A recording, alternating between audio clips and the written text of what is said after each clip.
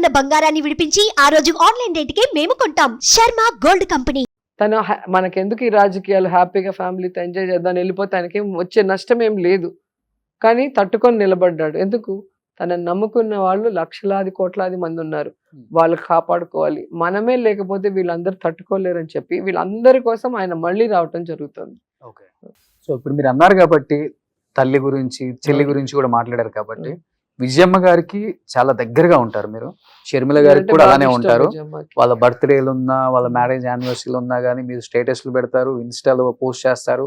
ఆ కుటుంబం ఒక రకంగా చెప్పాలంటే అత్యంత సన్నిహితంగా ఉండే శోభా నాగిరెడ్డి గారు చనిపోయిన తర్వాత అంత క్లోజ్నెస్ ఎవరికైనా ఉంది అంటే రోజా గారికి. ఒక రకంగా అందరికి తెలిసిన విషయం అది. ప్రతిపక్షాలకి, అధికారంలో అందరికి కూడా ఫ్యామిలీ చల్లా చెదరైపోయింది కదా. ఎప్పుడు కూడా వాళ్ళ సైడ్ నుంచి కానీ వీళ్ళ సైడ్ నుంచి కానీ రకరకాలుగా వింటుంటాం. వాళ్ళ వర్షను, వీళ్ళ వర్షను. విన్నప్పుడు అసలు వీళ్ళందరూ ఎప్పుడు కలుస్తారు? ఖచ్చితంగా కలుస్తారు. బ్లడ్ రిలేషన్ అనే దాన్ని ఎవ్వరు కూడా ఏం చేయలేరు. కొన్ని రోజులు ఎవరైనా ఏదైనా చేయాలనుకుంటారేమో కానీ అది ఎప్పటికీ నిలవదు. అది నా పర్సనల్ ఒపీనియన్. ఎందుకంటే రాజశేఖర రెడ్డి కుటుంబం లాగా మేము ఉండాలి అని చంద్రబాబు నాయుడు కూడా ఫాలో అయినాడు. ఎప్పుడు కూడా వైఫ్ని తీసుకురాని చంద్రబాబు నాయుడు వైఫ్ని తీసుకురావటం, వైఫ్ కోడలు కొడుకుతో నారావారిపల్లికి వెళ్ళి ఏమంటారు సంక్రాంతి సెలబ్రేట్ చేసుకోవటం, ఇవన్నీ మీరు చూస్తే రాజశేఖర రెడ్డి గారిని ఫాలో అవుతారు. ఆ ఫ్యామిలీ ఎమోషన్స్, ఫ్యామిలీ బాండేజ్ ఉండాలి అనేది. పోయింది కదా ఆయన పోయిన తర్వాత మొత్తం అసలు లేదు, మొన్నటి వరకు లేదు కదా. ఇప్పుడు చంద్రబాబు నాయుడు గారు ప్రతిదాన్ని తన ఏమంటారు పచ్చ ఛానళ్ళ ద్వారా విషం చిమ్మి ఇదే నందమూరి బాలకృష్ణ ఆఫీస్ అని చెప్పి ఎన్బికే ఆఫీస్ నుంచి ఆవిడ మీద ఎన్ని అలిగేషన్స్, ఎన్ని నీచమైన పోస్టులు పెట్టారు. ఆవిడే వెళ్ళి పోలీస్ కంప్లైంట్, సైబర్ కంప్లైంట్ ఇచ్చింది. ఒకసారి మీరు చూస్తే మీకే తెలుస్తుంది. సో అక్కడి నుంచి ఈరోజు ఎందుకు వాళ్ళతో కలిశారు, ఎందుకు వాళ్ళతో బాగున్నారో అక్క చెప్పాల్సిందే, మాకు తెలీదు.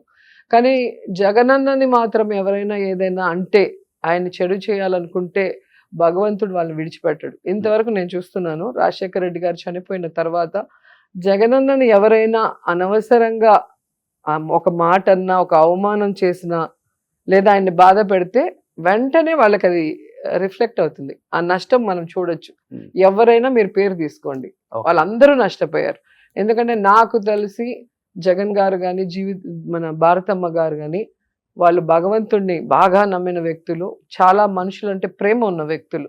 సో ఎవరికి నష్టం చేయాలన్న ఆలోచన లేదు వాళ్ళకి. అండ్ వాళ్ళని నమ్ముకుంటే ప్రాణమైనా ఇస్తారు, వాళ్ళ కోసం ఎంత దూరమైనా వెళ్తారు. సో అది టైం అనేది ఖచ్చితంగా చెప్తుంది. బట్ ఒకటి ఫ్రాంక్ గా చెప్పండి రోజా గారు, ఎందుకంటే మొన్న మీరు చూస్తే ఎప్పుడో 2-3 years ముందు జరిగిన యాక్సిడెంట్ ని తీసుకొచ్చి జగనన్న మనుషులు పెట్టి కార్ యాక్సిడెంట్ చేసి వాళ్ళ అమ్మని చంపేయాలనుకున్నారని పచ్చ ఛానల్లో ఎంత ఘోరంగా వేశారు. మళ్ళీ విజయమ్మ లెటర్ పెడితే అది ఫేక్ లెటర్ అన్నారు. మళ్ళీ ఆవిడ వీడియో చేసి పెట్టాల్సి వస్తుంది. అంటే ఒక గౌరవప్రదమైన ఫ్యామిలీని రాజశేఖర రెడ్డి గారు చనిపోయిన తర్వాత అటు కాంగ్రెస్ ఏమో ఎఫ్ఐఆర్ లో పేరు చేర్చేలాగా వాళ్ళు చేశారు. ఈ చంద్రబాబు నాయుడు ఏమో ఈ విధంగా ఫ్యామిలీలో చిచ్చు పట్టాలని చూస్తున్నాడు. కానీ ఇవన్నీ తాత్కాలికమే. ఖచ్చితంగా భగవంతుడు ఈ ఫ్యామిలీని కలపాలని మనస్ఫూర్తిగా కోరుకుంటున్నాను. అంటే ఒకటి చెప్పండి, ఎందుకంటే అధికారంలో వాటా కోసం వచ్చిన గొడవలు అంటారా ఇది, లేకపోతే ఆస్తిలో వాటాల వల్ల వచ్చిన గొడవలు అంటారా? కాదు, అధికారం వచ్చేదాకా బాగున్నారు కదా, అధికారం ఎప్పుడో గొడవలు ఏంటింది కదా. అదే నేను చెప్తుంది, అధికారం వచ్చిన తర్వాత వాటాలో వచ్చిన గొడవలు. ఇప్పుడు మొన్న అక్క మాట్లాడినప్పుడు నాకే ఆశ్చర్యం వేసింది. ఎందుకంటే ఇద్దరికి ఎంత అవసరమో అంతా రాజశేఖర రెడ్డి గారు ఇచ్చేసే వెళ్ళారు.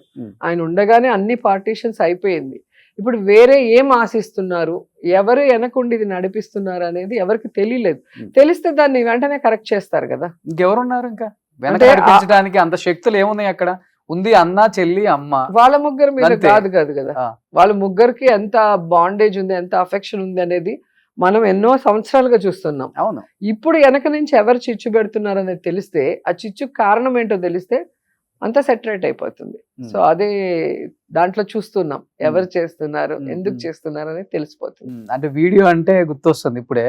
సో ఎలక్షన్స్ టైంలో విజయమ్మ గారు ఇక్కడ ఉండకుండా యూఎస్ వెళ్ళిపోయారు. అక్కడి నుంచి ఒక వీడియో రిలీజ్ చేశారు. సో కడప ఎంపీగా పాప పోటీ చేస్తుంది, షర్మిలకి సపోర్ట్ చేయండి అని. సో జగన్ గారిని ఉద్దేశించి మాట్లాడకుండా కేవలం వాళ్ళ కూతురు గురించే తల్లి మాట్లాడు. బాధ్యత కదా. ఆ వీడియో ఆవిడ వల్ల స్టేజ్ మీదే clear గా voters లో చెప్పింది. చాలా చేంజ్ ఎక్కడ లేదు, వచ్చింది. ఎక్కడ చేంజ్ అదే మాట కేతిరెడ్డి గారు ఒప్పుకున్నారు కదా, ఆ వీడియో వల్ల ఆయన చాలా డ్యామేజ్ చెప్పారు. అయింది పార్టీ కానీ. అదేం లేదు కానీ నేనేమంటానంటే ఒక లాస్ట్ మీటింగ్ మీరు జగన్ గారితో విజయమ్మ గారు స్టేజ్ మీద మాట్లాడిన వీడియో ఒకసారి చూడండి. Hmm.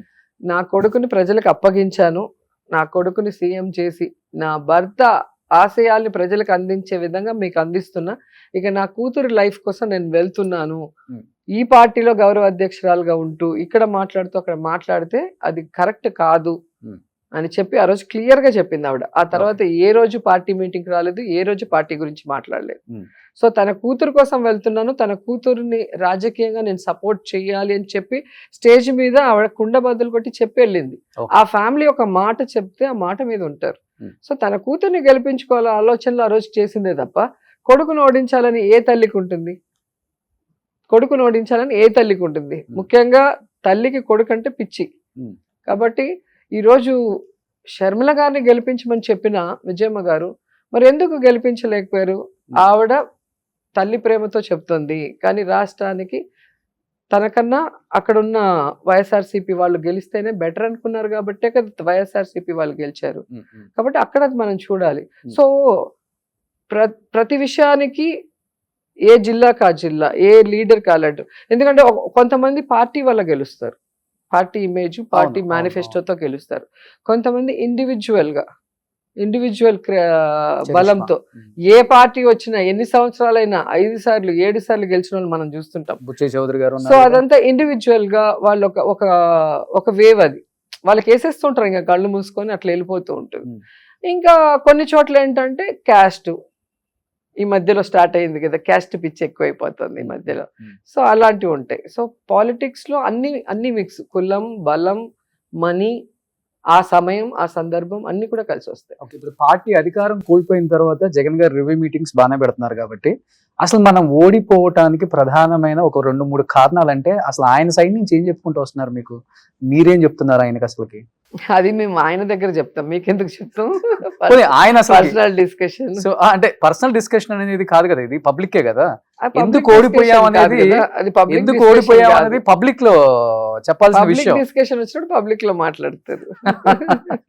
ఇది క్యాడర్ మధ్యలో డిస్కషన్, క్యాడర్ మధ్యలో వాళ్ళు కోరు వల్ల ఓడిపోయామని కొంతమంది అంటుంటారు. కానీ రెబల్స్ ఈవీఎం వల్ల అయితే చాలా నష్టం. 151 వచ్చినప్పుడు ఈవీఎం అని చెప్పుకోవచ్చు కదా. కాదు కదా, మాది 6 months ఉన్నింది. ఈవీఎంస్ ఎప్పుడు కూడా ఎలక్షన్ అయ్యాక కౌంటింగ్ తర్వాత 6 months ఉండాలి. ఎవరు కేసు వేసినా ఎలక్షన్ కమిషన్ ఆ అనుమానాన్ని నివృత్తి చేయాలి. ఆ వివిప్యాట్స్ తీసి కౌంటింగ్ చేసి వాళ్ళకి చూపించాలి. కానీ ఈసారి 10 రోజులకే డెస్ట్రాయ్ చేయమని క్లియర్ గా ఆర్డర్ ఇచ్చి డెస్ట్రాయ్ చేశారు. ఫస్ట్ ఇది. రెండోది, ఎప్పుడైనా ఈ ఈవీఎంస్ అనేది మిషనే కదా. నీకు ఎలక్షన్ రోజు ఏదైతే మీరు ఆన్లైన్ లో పెట్టారో, ఆంధ్రప్రదేశ్ స్టేట్ లో ఎన్ని ఓట్లు పోలైనాయి, ఏ జిల్లాలో ఎన్ని ఓట్లు పోలైనాయి, ఏ నియోజకవర్గంలో ఎన్ని ఓట్లు పోలైనాయి అనేది అది రికార్డెడే కదా. మరి ఆ రోజు పోలైన ఓట్లకి, కౌంటింగ్ రోజు పోలైన ఓట్లకి తేడా చూస్తే 45 లక్షల ఓట్లు పెరిగాయి. దాని మీద కోర్టులో కేసు కూడా వేయటం జరిగింది. ఎక్కడైనా 45 లక్షల ఓట్లు ఎలా పెరుగుతాయి? కంప్యూటర్ ఇది సిస్టమే కదా. ఇప్పుడు మిషన్ లో మీరు కొట్టినప్పుడు ఒక 100 సంఖ్య వస్తే 100 సార్లు కొట్టినా 100 రావాలి కదా. అవును, ఒకసారి 98, ఒకసారి 90, ఒకసారి 60 రాదు కదా. అదే పేపర్స్ అనుకో 2-3 అతుక్కొని ఉండొచ్చు, తక్కువ వచ్చి ఉండొచ్చు, మళ్ళీ ఓపెన్ చేస్తే సెపరేట్గా ఉండొచ్చు. అట్లా పోలైన ఓట్లకి, కౌంటింగ్ ఓట్లకి 43 లక్షల ఓట్లు పెరిగాయి. అది ఎలా పెరిగాయి? అది ఎలక్షన్ కమిషన్ చెప్పాల్సిన అవసరం ఉంది. ఇంతవరకు దానికి ఆన్సర్ లేదు కోర్టులో. సో కోర్టులో జరుగుతుంది, ఎప్పుడో రోజు నిజం బయటకు వస్తుంది కదా, దానికే అందరం కేసులు వేసింది. ఓకే, సో రజనీకాంత్ గారు ఒక క్వశ్చన్ అడిగారు మిమ్మల్ని, టీడీపీ వస్తే భవిష్యత్తులో మీ పరిస్థితి ఏంటి అని.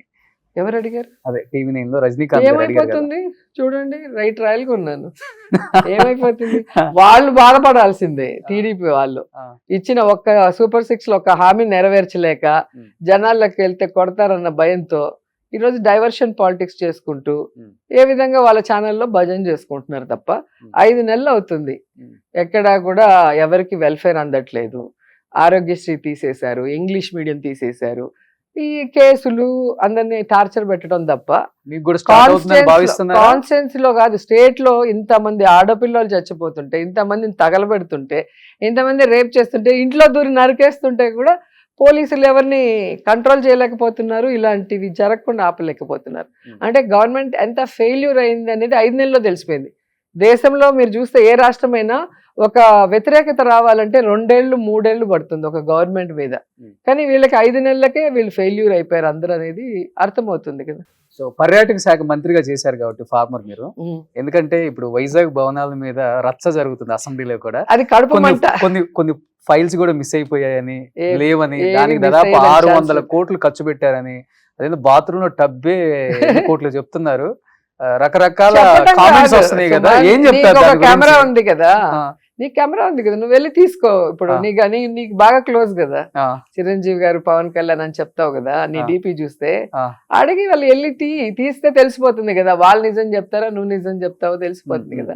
ఈ రోజు నేను గర్వంగా చెప్తున్నాను, ఆంధ్రప్రదేశ్ లో రిషికొండ లాంటి construction, quality construction, international standards తో టూరిజం కట్టిన ఒకే ఒక అద్భుతం రిషికొండ.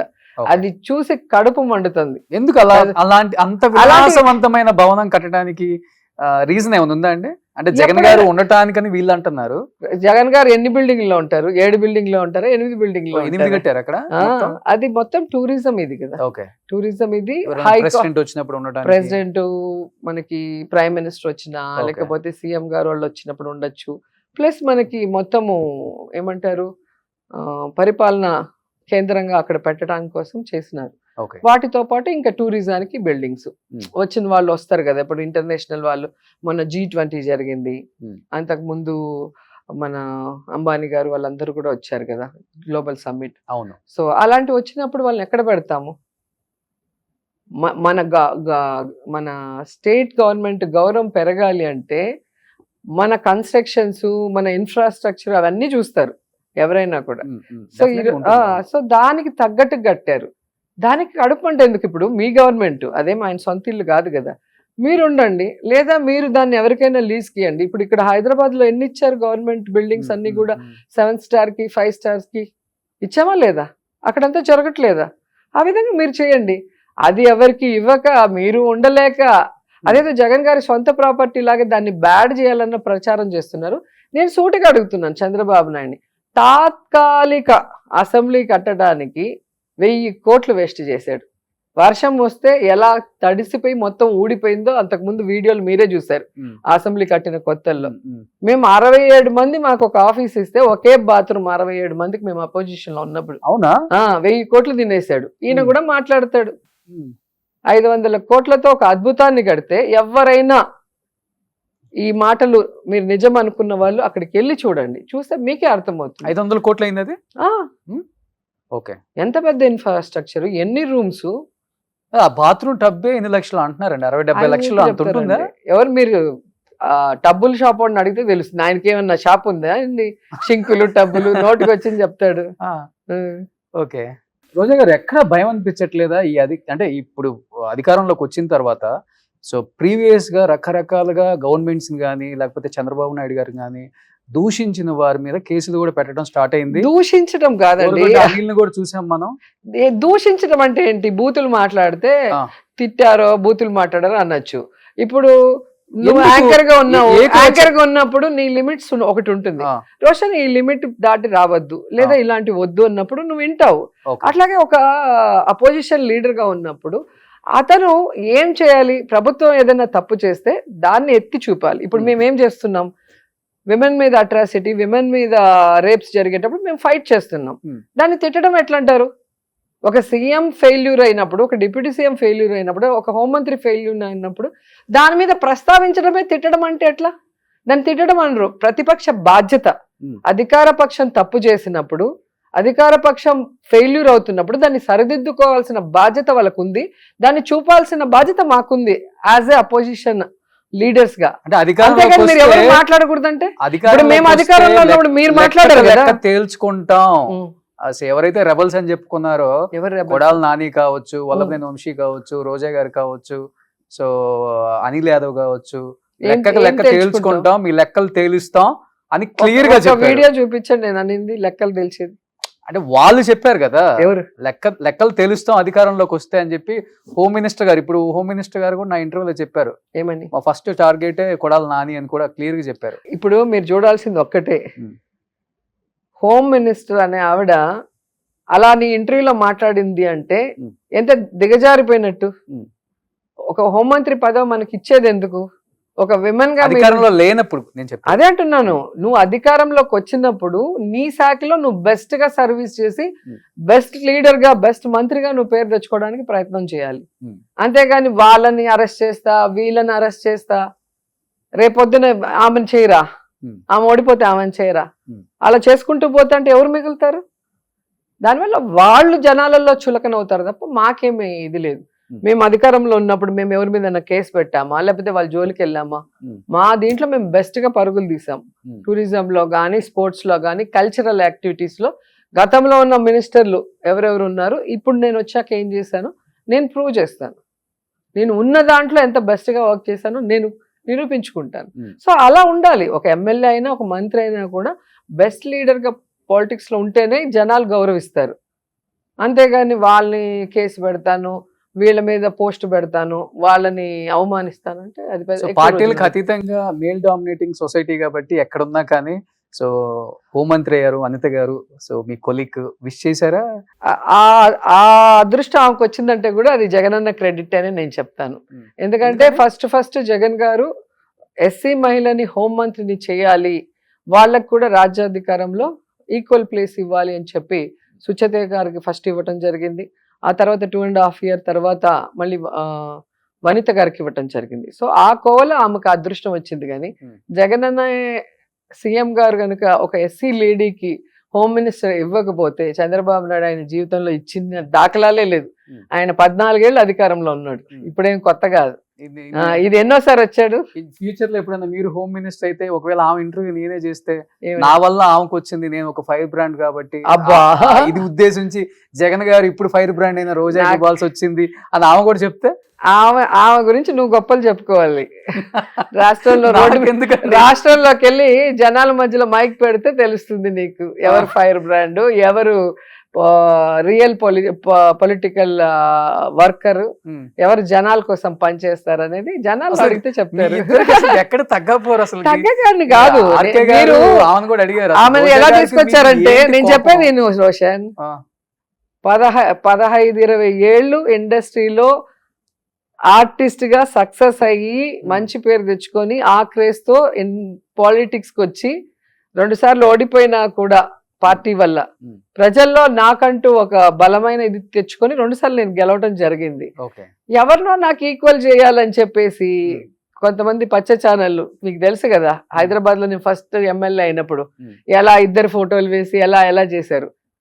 నేనెవరో ఇక్కడ కాదు, ప్రపంచ దేశంలో ఉన్న తెలుగు వాళ్ళందరికీ, తమిళ వాళ్ళందరికీ, కన్నడ వాళ్ళందరికీ తెలుసు. ఇప్పుడు రోషన్ లేకపోతే ఇంకొకరు ఇచ్చే సర్టిఫికేట్ నాకు అవసరం లేదు. నా కష్టం మీద నేను వచ్చాను.